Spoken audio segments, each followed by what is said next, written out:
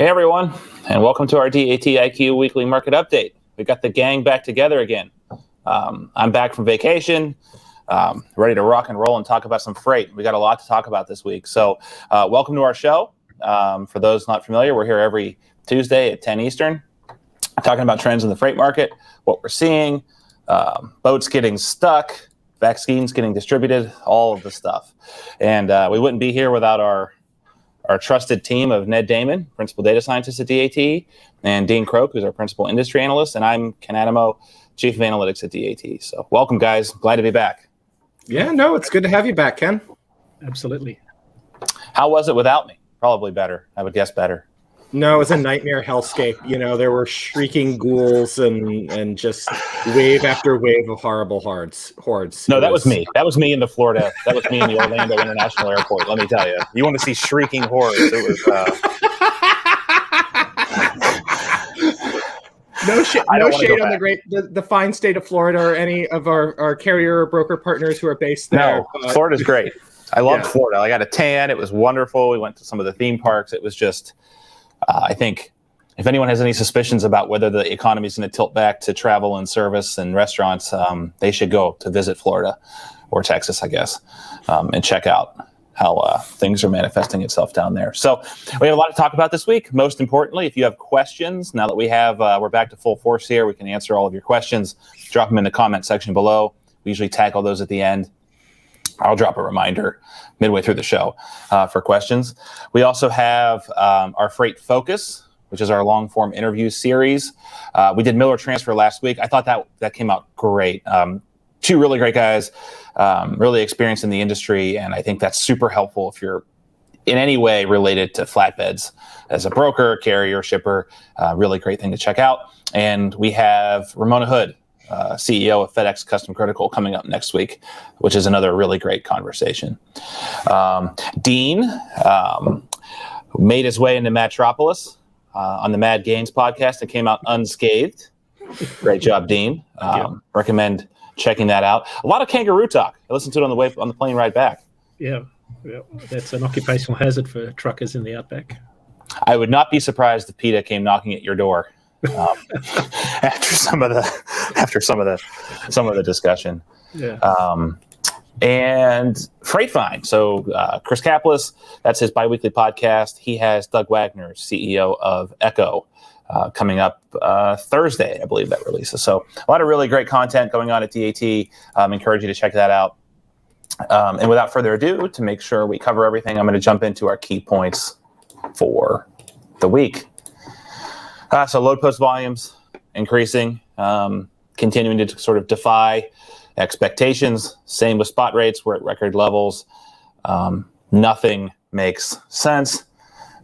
We see reefer and flatbed rates higher than contract again. Contract rates are starting to edge up higher. I think that's the result of some of the really late 2020 and early 21 bid events going into place. And then we're actually going to talk more towards the end of the show about International Road Safety Check. It's going to be early this year. I can remember from my time in industry, other than Christmas and a few other major holidays, this was something you definitely had to plan around. So make sure you stick around when we discuss this at the end, if driver in service is a concern to you. So with that, I'm going to turn it over to Dean, have him walk us through our market update. Dean? Thanks, Ken. Yeah, for the last year, we've been talking about the roller coaster ride that the freight market's been on, metaphorically. And of course, as you can see from our charts today, it looks like a roller coaster ride that we're on already as we start Q2. Last week, dry van spot market load post volumes increased again, up 1% after the tumultuous load postings we saw in February and into March. The dry van load to truck ratio moved up last week from 5.02 to 5.29. Not a big jump, but definitely upward movement there. That correlates strongly to upward pressure on spot rates. In the reefer sector, very little change for the fourth week in a row. Load post volumes increased by only 2%. Truck postings dropped by 2%. So the load to the truck ratio stayed around 11.55. And in flatbed, it recorded the smallest week-over-week change in load post volumes, increased by less than 1%. So definitely a slowdown in load post volumes there. But after 6 weeks of successive gains, load post volumes have been increasing for quite a bit. Capacity is very tight. The load to truck ratio bumped up around 96.47 last week and continues to track very closely to 2018 levels, as you can see from the chart, despite two very different economies between 18 and 21. In the dry van market condition index, lots happening. Overall load post volumes decreased by 4% in the top 10 markets. Capacity was tight though. Rates were up by 3 cents a mile on average to about $2.50 across the board. That's excluding fuel. We're also watching the East Coast ports for some possible disruption as a result of the Suez Canal blockage. Wilmington, Norfolk, Savannah, truck post volumes dropped 16% there this week after 3 weeks of gains, so possibly something happening there. The big markets in terms of the Suez, New York City gets about 36% of its container volume through the Suez. Savannah's the next at 22%. So they're two markets we'll watch closely. About a third of the volume comes in from China via the Suez Canal to those two areas. So we're watching that closely. In terms of commodities, about 15% of the containers that come in are furniture. So any delays we can see in those particular commodities we'll bring to you as soon as we can get some more data. Capacity was pretty tight in Texas last week. Volumes in Houston and Dallas were down though, but rates increased by about 7 cents a mile. And on the West Coast, higher load volumes as a result of more import volumes. Truckload rates are up about 6 cents a mile to close to $3 in Ontario and $2.87 in Los Angeles. And just yesterday, I noticed on our 3-day rates, loads to big warehouse e-commerce markets like Denver and Phoenix, they're up around $4 per mile. And that's territory where you start to get into round trip rates, as in running back empty to get higher utilization. So when you look at $4 a mile to those markets and look at the inbound back to the West Coast, you're running at around $2 a mile for carriers, which is still profitable. In the refrigerated market, very flat last week, not a lot of increase in load post volumes. The produce markets are starting to show some action. Miami, McAllen, Ontario, Philadelphia, Houston all reported higher spot rates last week. Capacity in Florida was very tight, especially Miami and Lakeland. In Miami, loads to New York City jumped 46 cents a mile from the March average to $2.72, excluding fuel. Loads to Baltimore out of Miami up to $2.85. They're up 47 cents a mile since the average in March. And from Lakeland to Charlotte, rates are up 60 cents a mile to $2.76 last week. So capacity is getting extremely tight further south as some of those produce markets around Tifton and southern Georgia come online.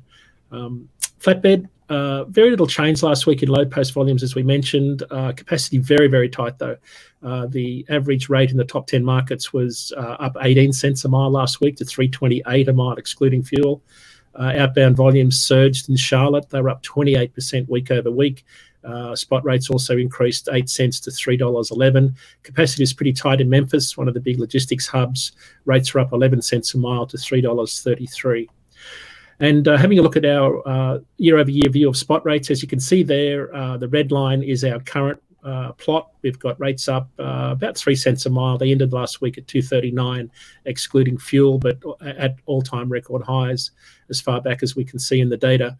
Spot rates are about 75 cents a mile higher compared to the same week last year. For context, this is the week last year when we started to see demand crash and freight volumes and rates start to plummet. So for context, that's important when you're thinking about year-over-year comps from here on in. Temp control capacity is tight, as we've been talking about for the last week. Rates increased by 3 cents a mile to $2.66, excluding fuel, way higher than this time last year, even way higher than back in 18 when capacity was tighter. And in flatbed, rates increased again for the 9th week in a row. Spot rates increased by 5 cents a mile to $2.49. And compared to 2018, which was the last normal year we had, rates are currently 23 cents a mile higher. So that's it for this week's market update. If you want to find out more about what's happening in the freight market, go to dat.com/market update and download our weekly update. And that's it for the update. Over to you, Ned, for the short-term forecast. Howdy, everybody. I wanted to start off by patting myself aggressively on the back by saying that RateView short-term forecast accuracy has dropped, or rather increased above 96%. So that's been something that we've really been working for, and I'm excited to see it. But That's enough about self-congratulation. Let's move forward to talk about what the short-term forecasts are saying. So here you can see our short-term forecast for dry van. In the blue, you can see the market rates observed by DAT. And then off to the right, you can see our model suite running going forward. In red is our short-term model. In green is our flagship ratecast model. And in between, in gold and silver, we have our two blended forecasts, which are mixtures of the two models in different amounts and in different ways. Rate, there's a little bit of model agreement for the next week or so. It's expecting things to be more or less flat. And then short term is expecting flat to up heading into the beginning of May, end of April, whereas Ratecast is still expecting there to be a little bit of a correction down, maybe about 5-ish cents when we head into the later part of April. But we will see what happens with that. Moving forward to temperature controlled or reefer. In the blue, we can see again the market rates observed by DAT. In the red is our short-term model. In the green is our flagship ratecast model, and gold and silver are our two blended forecasts. Once again, you can see that for the first week of forecast, there's broad model agreement, and then ratecast is expecting again like a 5-ish cent correction when we head into the later part of April, with the gold and silver model kind of straddling and the short-term model maintaining the current price level. Finally, we move to flatbed. Flatbed's been really aggressive, so I think this is one where the short-term model might be slightly more accurate than the ratecast model, or the blended forecast might be things to look for. In blue, we can see the market rates observed by DAT. In red is our short-term model, which is up and to the right very aggressively, as flatbed rates have been doing for the last month, almost 2 months. And ratecast is in green, again expecting flat to a correction heading into the later part of April. And the blended forecasts are kind of straddling that middle space, with the version 2, the silver line, being a little bit more aggressive early and then petering out, and the gold line kind of up and to the right, but at a slightly muted trajectory. I think that about covers it. Thanks, Ned. I want to join in on the backpadding a bit, because we've been doing a lot of research into like what accuracy means, right? Because we could talk about these numbers on a weekly podcast and sort of put fancy corn on the cob charts out, but what we're trying to do is like translate that to what it means to a user. Right? We have more and more users. We're kind of breaking internal expectations and records on what we thought was going to be adoption on this product, which is great. So we're really trying to like translate what does that accuracy mean to you. And one of the ways we think about that is what would have, so not a correct usage of the term, but like a naive approach where you would say 14 days ago, 21 days ago, if I would have used, let's just say, the rate you rate that day, what would have happened, right? Just use that rate and planned out my book of business for the next 7, 14, 21 days. And what we're finding is a considerable amount of lift over that naive approach. So, it's one thing to say, we're 96% accurate, and that's awesome. I mean, it's incredible, really, in a market such as this to be over 96% accurate 14 days out. But what's really remarkable is over a typical naive approach, using like a 7-day rate view rate, we're actually seeing 22% lift. So Ratecast is performing 22% better than rate view using the 7-day rate. And if all you have access to is the 15-day rate on a specific lane, Ratecast actually performs over 40% better. So the error, which is the inverse of what we call accuracy here, is over 44% better using Ratecast. So I think it's really tremendous. It's been a great tool. And this is it. Dean mentioned it earlier. This is the time of the year when year-over-year comparisons are going to fail you. If you want to use year-over-year comps over the next 6 weeks in particular, I would strongly encourage you to reconsider that decision. 75 cents, 80 cents, $1 a mile more than year over year. It adds up. Yeah, I mean, it's contextually, it is, it's like a false, it's not even in the, like you say, it's not even in the ballpark. Yeah. I don't even know, you showed up to the wrong city to play your game. You know what I mean? It's not like you're in the wrong ballpark. Like that, you see those stories when a pilot lands at the wrong airport. It's kind of like that. Mm-hmm. So with that, talking about disruptions, let's pivot to our Ask IQ question of the week. Why don't I read that, if that's all right by you fine folks? Because I don't know what it is. So the question is, how will the International Road Safety Check May 4th through 6th affect the market? Yep.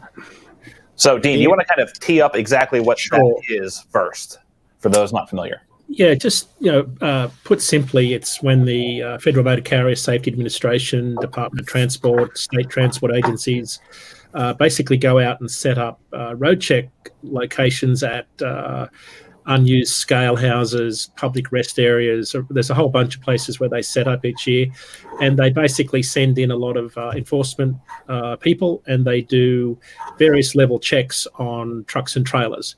I've only ever been through one in my truck, and it took 4 hours to get my truck through. I came through in flying colours because I do all my own maintenance, but so I knew I was fine, but it was an inconvenience. And what happens a lot of the time is drivers, and this is anecdotally, they take vacation that week just as an opportunity to do maintenance on their truck, have time off, just not be on the road. And I think that's important in the post-ELD era, where time is money. And sometimes on certain lanes, you just can't afford to be waiting for half a day in a check area in a big line of trucks to get your truck through. In terms of what we see on the highway mileage traffic counter data from the Federal Motor Highway Administration, we see the same drop in capacity that we see between Christmas and New Year, and we just saw in the polar vortex. So rough back of the envelope calculations during the polar vortex in week 3 of February, I saw about a 7% drop in capacity in terms of the number of miles that we lost as an industry. We see a similar number of drop in mileage during the Christmas New Year break and in road check last year, which was I think November 9 to 11 because it was postponed from May. So that's what we expect. I think this year might be a little bit different, though, guys, because higher spot rates might be a really good incentive for people to stay out there and bang out some miles. I mean, if you looked at the data of in-service when I was in the industry and we had a owner-operator contractor-based fleet, you saw Christmas, Thanksgiving, Memorial Day sometimes, and then sweeps, or the safety blitz, whatever we call it internally. Just this incredible drop in in-service, so much so that we actually had to start proactively sending service bulletins out to our customers ahead of it, letting them know that we'll do every attempt to preserve service, but no guarantees during this event. Yeah, I think that something that is really kind of important to note is back to your point about year-over-year comps that you made. When you have multiple disruptions, they stack multiplicatively rather than additively. And so I think that this is one of the things that we're seeing with like the Suez outcome, with like the continued trail of COVID. Like the market is very robust, as far as I've been able to observe, against like single events. Like it can react relatively quickly, but when you stack things on top of other things, it just gets a lot more fragile, and the way it tends to respond is with prices or service loss, and that's kind of rough. Well, I mean, very much having spent a career in pricing, price elasticity is very real. It's not this abstract concept you learn in economics class and you forget about, right? So think about anything that has an elastic quality to it. Right. When it's at rest, when there's no tension on the mechanism, the system, it's easier to make that initial pull. It's easier to kind of stretch it. But the more and more and more and more it becomes stretched, the incrementally more difficult, and I'm sure Ned could explain this in more concrete scientific terms, right? It becomes harder and harder and harder to stretch, to the point where eventually, right, and this is where we do get a little more theoretical, it breaks. Right. And that might be where service breaks down, where you're starting to push things called wrong day lates, whereas instead of being a couple hours late, you're the wrong day late. And in a lot of the sectors of the transportation industry, that's like the cardinal sin, is being a wrong day late. But that's very real. And right now, I would say those rubber bands are stretched about as tight as they can be. And it's just, they're not able to metabolize any kind of further disruption. So that's why we're calling it out for your benefit if you weren't familiar that it was moved up, because it's typically in June, right, Dean? Correct. Yeah, so it's moved up a month. Last year, I think it was moved back a month or two, and then it was even like diminished in the effort. Yeah, I put to September. They did a brake check week in September, I think. Yeah, but brake check was never as big as this, right? I mean, that was always. So just kind of be mindful if you're out there, if you're a dispatcher, especially if you're a small fleet owner or driver, just be mindful that that's coming and it's sooner than expected. So anything else to cover here before we move on to general questions that you guys can drop in the comment section below? We good? No? All right, we got a bunch already, so let's Ned, you want to tee them up? Sure. So we're getting a bunch of questions about box trucks / Sprinter vans. So Lamont says, hopefully you guys can feature some straight box trucks info. And then Orlando says, any information coming up for Sprinter vans? We've gotten a lot of requests for this, and I feel like we got to call it out. It's something that I would really like to study. Yeah. Anyone is either experienced in this area and deals with it day to day, or knows someone who is, please drop us a line. We will gladly invite them on to either this show or the Freight Focus if it's a kind of long enough conversation, because I personally don't have anyone in my network that is kind of living this day in and day out. The contacts I have would be expedited, which I think is a different game than your kind of commodity straight truck and Sprinter van stuff. But like I said, if anyone has a contact, we're more than happy to talk with them. But, I can just harken back to what I did when I was in the industry, and that was just sort of model box trucks, we call them straight trucks, off of the 53-foot dry van rate. We would take just a kind of a flat percentage, and that we kind of observed them to move in synchronous fashion with dry van rates. So we would take something like, I think it was between 80 and 85% of the dry van rate and assume that to be a single box truck. And then if it was a team, add an accessorial for team transport. But that's really all I got. Guys, do you have anything else? Box trucks are hard to model. I mean, that's been one of my big problems, is that with 53-foot, 48-foot dry vans, it's kind of, it is what it is, and you can model it more straightforwardly than box trucks because they're so heterogeneous. It's like flatbed is also really hard for that reason, is that flatbed loads are really heterogeneous, and it's hard to one is not like the other. It's also hard to get any sort of transparency in that market because, a lot of box trucks work in that short haul area where you don't need ELDs. So you don't necessarily have a lot of telematics data coming off them like you do in the truckload sector. But of course, then you've got some other private networks using apps where you can get some interesting data, but it's just not a very dense data set to do anything creative. Yeah. We have a question from Helen. I consistently utilize RateView when quoting, and I would disagree with the level of accuracy being described presently, in reference to our conversation about RateView / RateCast accuracy. So Helen, I'd love for you to kind of comment more, because what we think about is RateView. There is no semblance of accuracy, right? It is literally reporting actual moved freight transactions. So it's more complex than that, right? We have to anonymize it. We have to clean the data. But it is an industry representative weighted average on a lane basis of data that is submitted to us in near real time from our contributors, over 1,000 of them, contributing over $70 billion worth of freight data a year. So on a given lane, the one thing that is important to point out is it's a distribution, right? So it's an average.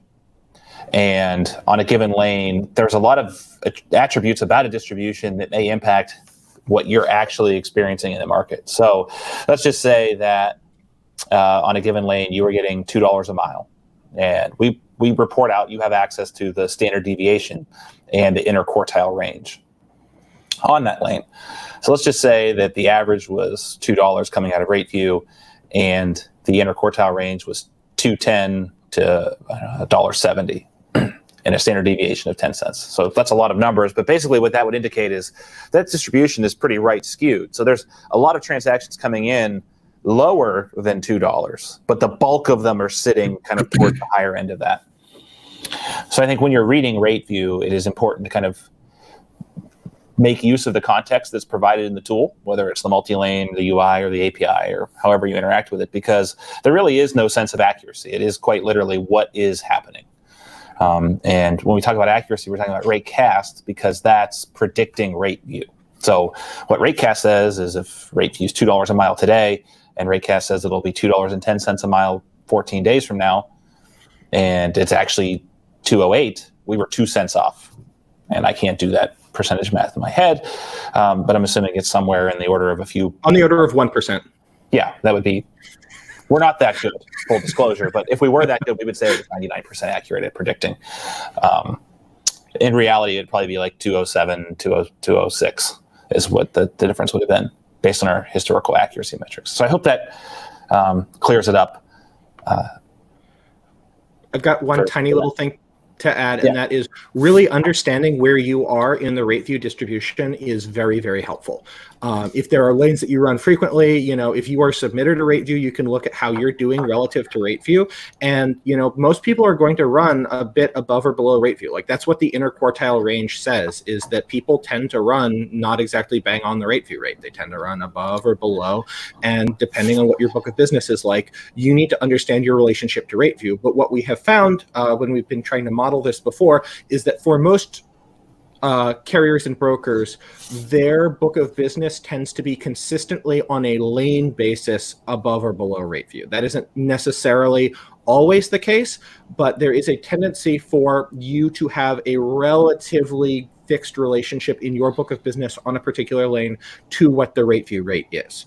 And so if you can understand what that is, then that can really help you to take the rate view numbers and the RateCast numbers and make them more applicable to your book of business, so you can understand what the exact number is more likely to be, if that makes sense. Well, I think the benefit, Ned, right, to kind of put a final point on this, is that we can trace it back. I mean, obviously we can't share the contributions. No. That's kept extremely anonymous, but we can kind of trace back pretty much exactly where you sit in the distribution. And we all the time, we do cohort analysis for customers and customized benchmarking and things like that. So that's sort of the beauty of how we've approached rating historically, whereas others in the market are taking this modeled approach, which is essentially approximating what rates kind of sort of should be based on historical cost to operate. And that really fails us in times when rates are up 100%. 75% year over year, right? Because the cost to operate is not up that high. So feel free to reach out to askiq@dat.com if you want to have a longer form discussion. We can't get too in the weeds here, or else I think most people will fall asleep listening to us talk about stats on our weekly podcast. Yeah, no, I'm happy to talk to folks to give some more context. In this same vein, Gary asks, what is the historical data regarding rates? So I feel like we answered that a little bit, but we're looking at historical rate view contributions, which are actual loads that have really moved, and the rates paid on those loads. And we're comparing RateCast against the rate view average, where the rate view average is essentially on a lane by lane, equipment by equipment basis, what the average, I'm going to put really big air quotes around average, contribution was on that particular lane on a particular day. And I hope that answers your question more or less. Inflation adjustment is something that I think we ought to start taking more into account, because right now we're not doing heavy inflation adjustment or any inflation adjustment on the historical rate view rates. And that might be something that's useful. Yeah, I mean, I think I'm not going to open a can of worms here, but I think there is an argument to be had that there hasn't been material amounts of inflation in the spot market over the last 10 years. Juxtaposed against a definite inflation in the cost to operate a truck over that time period. So it'll be interesting to see. We'll see more evidence of that to see how to which mean the market regresses back towards after all this is over. But just to kind of bundle that up, if you're asking about historical data, rate view's been around for about 10 years. We have spot and contract data for dry van, reefer, and flatbed. And we generate at least 20,000 lane combinations at the market-to-market level every single day for all of those different items. So that's all available. Do we have time for one more question? I feel like we've got time for one more question. Sure. Glenn asks, why isn't there more of a correlation between load to truck ratio and spot rates in the van market? And I want to answer that question because this was something that bothered me when I first came to DAT. There is a relationship between spot rates and load to truck ratio in the van market. It doesn't always hold. And this is one of the things, is when the market is in extremis, the relationship between load to truck ratio and the rate kind of breaks down. And this is something that we found really difficult, and there's a lot of reasons for that. But one of the goals that we had with building MCI is that is something that is much more of a clean relationship between the MCI values in a inbound and outbound in a lane and the spot rate. And, if you're looking for an instrumental variable that is very clean and has a good relationship throughout the entire kind of dynamic range, I would really strongly point you to looking at the MCI data. You do have to do a little bit more synthesis about it because it's inbound and outbound as opposed to like lanes is, prices are obviously from point to point. But if you can do that, you can get a lot of chew out of that particular variable. You guys have anything to add? Oh, sorry, MCI is the market conditions index, my producer is indicating, which is something that we have on our website. I would add, so at the national level and like the regional, like the big race, the ones you'd be using for analysis, not for tactical decisions. Jason Miller at Michigan State has put together several correlation studies. It's remarkably correlated. Dean, do you happen to know? Yep. Was it like 80%, 78%, something like that? At the national level? The numbers were that on the way up, for every 1 unit increase in load to truck ratio correlates to an 11 cents per mile increase in the spot rate, and on the way down, a 1 unit decrease correlates to a 4% decrease in spot rate. Yeah, and that's very much. I think if you had a magic ball and you were kind of going to turn a blind eye to the Sherman Antitrust Act, and you could see what all of the top 100 or so brokers were doing out there from a pricing model standpoint, I think you would see load to truck as a major input into a lot of them, right? Just due to that strong correlation. But I will add, not to throw too much shade on a day back from vacation, but hypothetically speaking, if you were to build a pricing model based hypothetically on tender data that you claimed to see the whole market, but really kind of didn't, and regress that against operating costs, you would see those correlations fail you in the same way when markets decouple, right? So when Chicago to Denver, Chicago to Dallas was $4 a mile, if you were simply building an approximation model or a proxy model, it would be failing you at that because, as Ned pointed out, the mechanics of how that break down. People move from posting to searching, and you need to kind of look at ground truth, both in and outbound, each direction on those lanes to make the best pricing decisions. Because, again, if you use a pure approximation and it's trying to approximate something it's never seen before, it's going to have a bad time, to quote South Park. One final tiny note about that is that you do have to lag it. You do have to lag it. It's not an immediate response. Right. Yeah. What was that, Dean? I was just going to say that in normal times they track pretty closely, but we've had a unprecedented turbulent 12 months where some shippers have seen 2.5 times increase in their volume, others have seen significant decreases. So we've had a pretty disrupted market for the last 12 months. So that's probably why they're not seeing that sort of relationship very tight right at the moment. Yeah, I mean, the need for data in more real time, more granular, only manifests itself in turbulence. Or when the market, like in 2019, when things were cruising along and there wasn't much happening, rates were low, right? But they were just sort of middling about. Maybe you didn't have to run your pricing model a few times a day. Maybe you can get by with weekly or even bi-weekly updates, depending on how much traffic you had and how dispersed your lanes were. Right now, if you weren't updating your pricing and kind of keeping a keen eye to it through all of February and March, you were in trouble, right? I mean, you're missing out on multiple cents per day of market increase, which we work in an industry where pennies matter. So it's very crucial that you kind of keep an eye on what's happening in near real time and use real data, right? Actual transactions coming in near real time is crucial during these time periods. Anything else to cover before we wrap up? We're good. I think we got the shout outs and that's it. All right. Sorry, I'm looking away. I just need to make sure there's a lot of shout outs. So we covered Freight Focus. We'll have Ramona Hood from FedEx Custom Critical next week. Again, we dropped the link in the comment section to Dean on the Mad Gains program. I thought it was a really great discussion. We have Doug Wagner Thursday on Freight Find with Chris Kaplis. That should be an awesome conversation. He's been around the industry for a while, and I really enjoy talking with him and hearing what he has to say. Like and subscribe to the show if you're interested in this content. It really helps us out if you like and subscribe. It helps us get our content out to you. As you can see, we're really kind of building a mountain of content at this point. And other than checking out Dean's market update on our website, I will end and stop talking so that y'all can get back to your day. Really appreciate you joining us and hope you guys have a great week. Okay. Bye all.